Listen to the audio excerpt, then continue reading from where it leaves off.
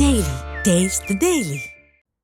சென்னை திருமலா பால் நிறுவனத்தில் மேலாளர் 45 கோடி ரூபாய் கையாடல் செய்தது தெரிய வந்த நிலையில் போலீசின் கைது நடவடிக்கைக்கு பயந்து வீட்டில் தூக்கிட்டு தற்கொலை செய்து கொண்டார். இது தொடர்பான மேலும் விவரங்களோடு இணைகிறார் எமது செய்தியாளர் கார்த்திகேயன்.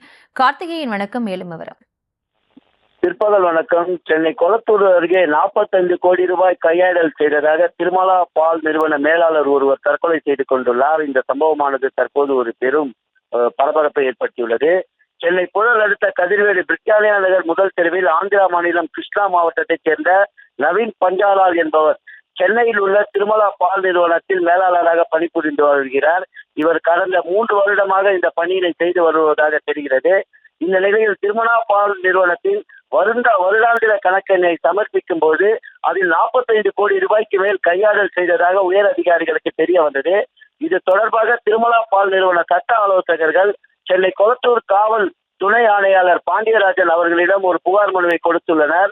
அந்த புகார் மனுவில் எங்கள் நிறுவனத்தில் பணிபுரியும் எங்களது மேலாளர் நவீன் என்பவர் ரூபாய் 45 கோடிக்கு மேல் கையாடல் செய்துள்ளதாகவும் இது குறித்து உரிய வழக்கு பதிவு செய்து விசாரணை மேற்கொண்டு இந்த பணத்தினை மீட்டுத் தர வேண்டும் என அந்த புகார் மனுவில் அவர்கள் தெரிவித்துள்ளனர். இதனைத் தொடர்ந்து கொளத்தூர் துணை ஆணையர்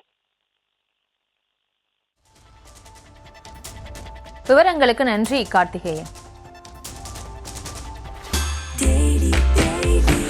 Taste the Daily.